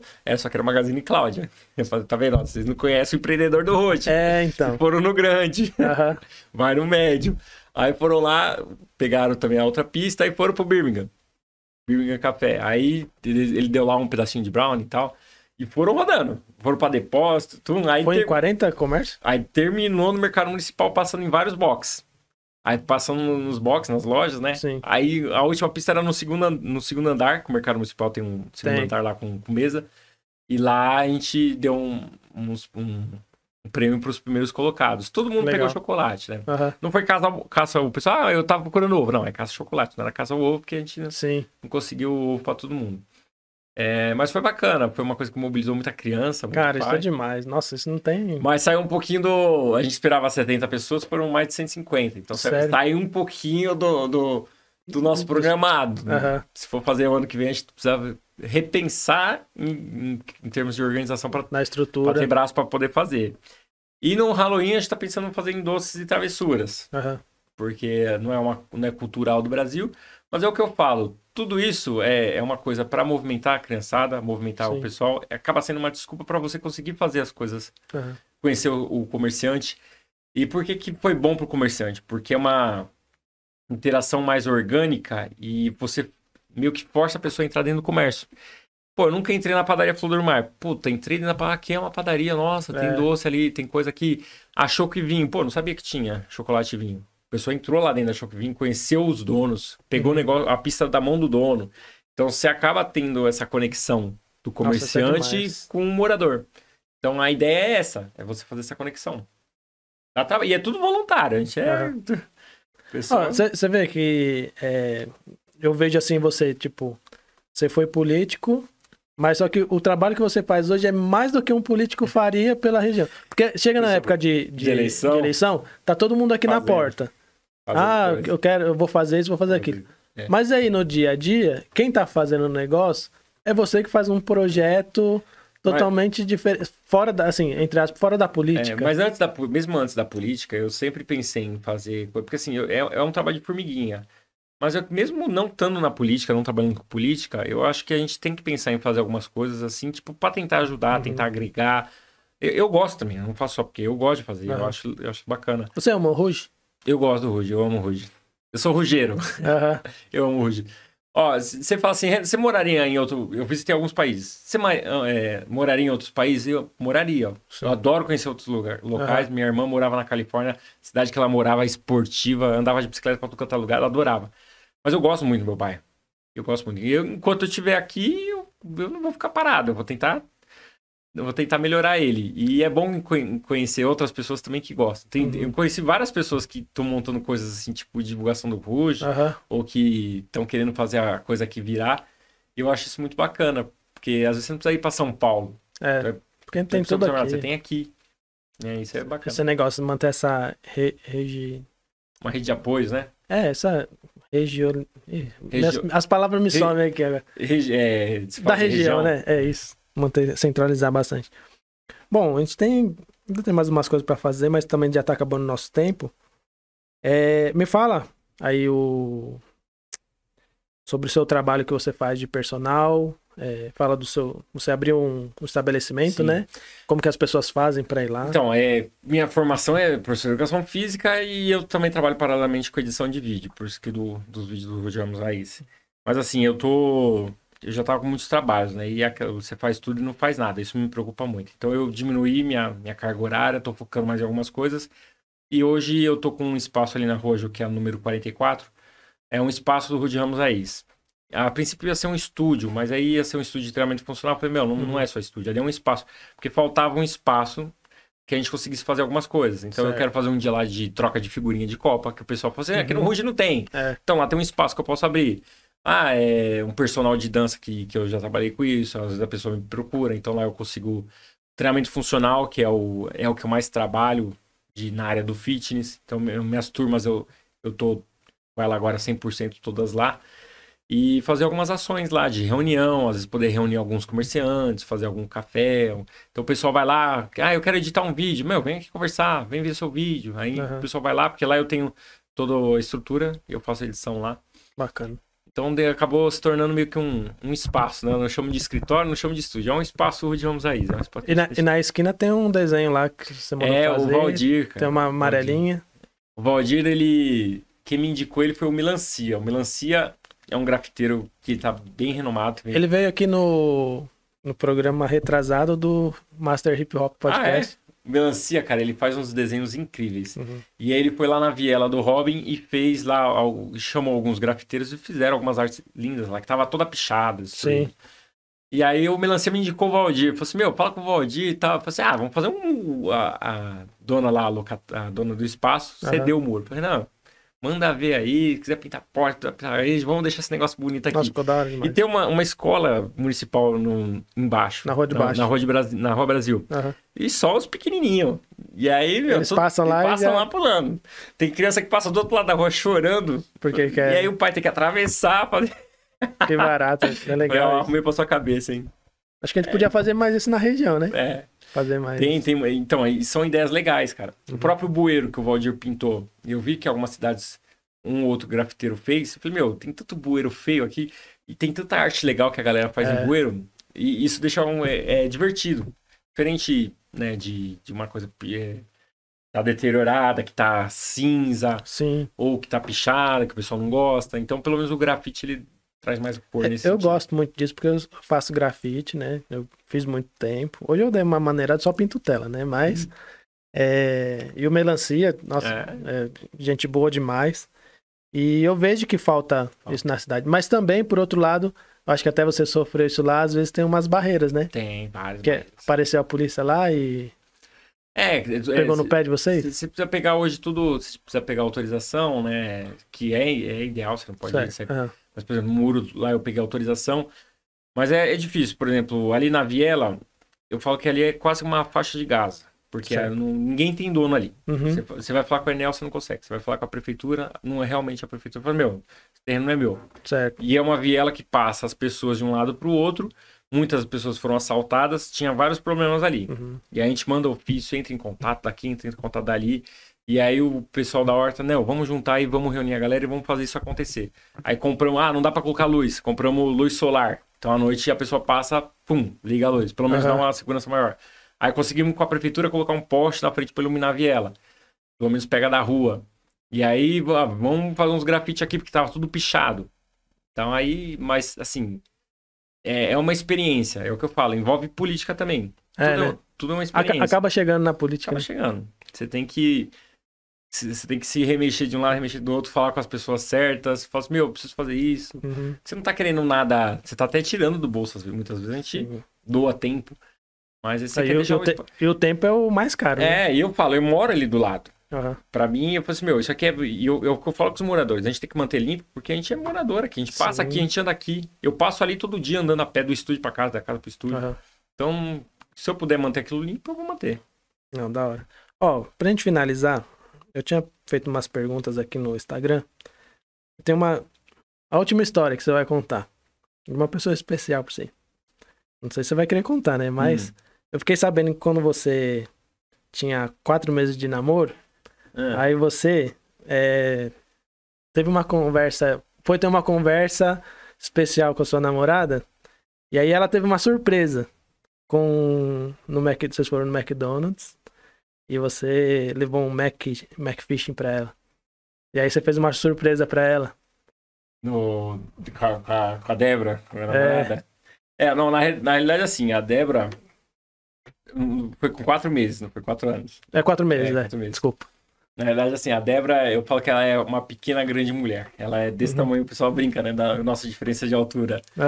E a Débora é uma pessoa sensacional, muito esforçada, cresceu muito profissionalmente nos últimos anos. E aí, quando a gente tava namorando, ela agora ela tá numa educação alimentar, ela sempre foi assim, magrinha, mas agora ela tá bem fitness, até mais do que eu. Mas no começo ela adorava o McDonald's. E ela ia pro McDonald's e gostava pra caramba. Falei assim, meu Deus, o menino gosta de McDonald's. Aí eu fiz uma brincadeira com ela, né? Porque eu falei assim, meu, não é um casamento, não é uma aliança, mas eu coloquei lá no hambúrguer dela lá, eu falei que ia dar um hambúrguer pra ela, coloquei lá um papelzinho lá que ia namorar comigo, porque ela já tava pressionando, né? Ela falou aqui pra mim que... Porque eu perguntei pra ela se tinha alguma história, né? Ela falou que ela foi com o pensamento que vocês iam terminar. Ela tava com medo. Ela falou, na realidade, assim, a gente conheceu na dança de salão, ela fazia aula de dança de salão na escola, eu conheci ela lá. E a gente tava numa fase naquela, né? E aí? Porque eu só namorei uma vez na minha vida. Eu fiquei muito tempo solteiro. E aí a gente tava naquela fase de se conhecer, vai, não vai, e aí, tal, não tá. Aí eu falei assim, não, vamos conversar, preciso conversar com você. Nossa, imagina a pressão, vamos conversar com você. Aí fui lá no McDonald's, peguei só a caixinha assim, e aí coloquei lá, espetei lá no hambúrguer lá, ó. Que da hora. Nossa, foi uma coisa bem divertida. Porque ela é uma pessoa divertida. A Débora, ela não é uma pessoa... Tem aquela coisa do romantismo, todo mundo gosta.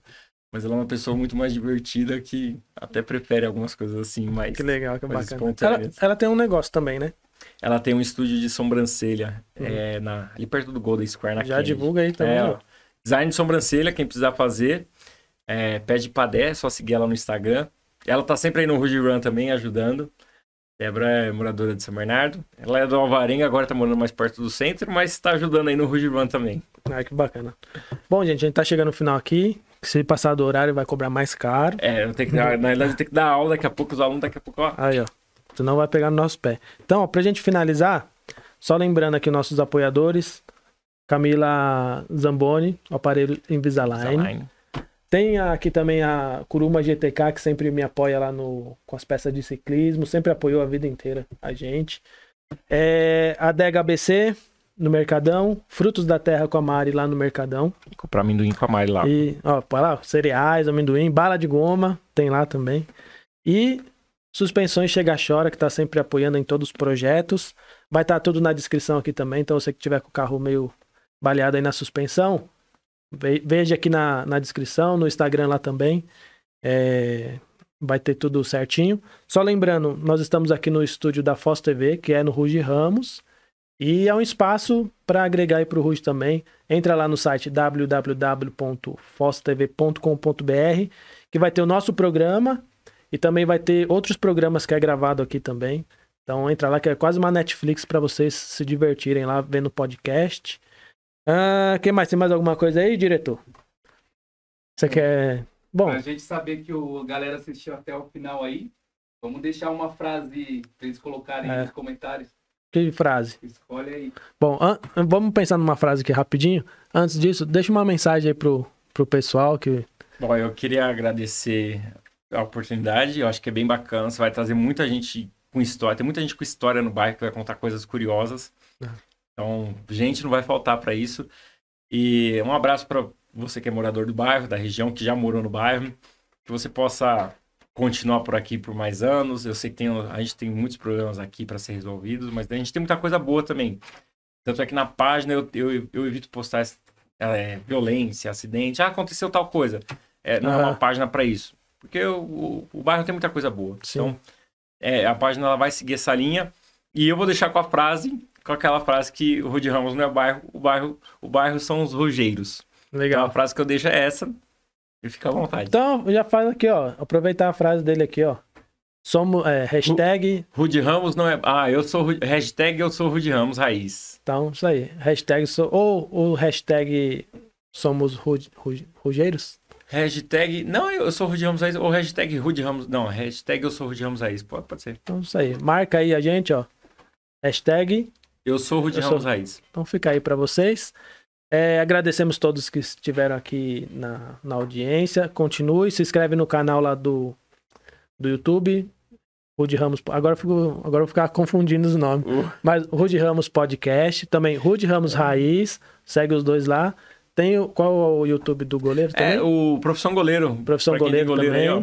Que quer entrar nessa profissão aí. E é isso aí. Bom, agradeço a todos. Obrigado e até a próxima.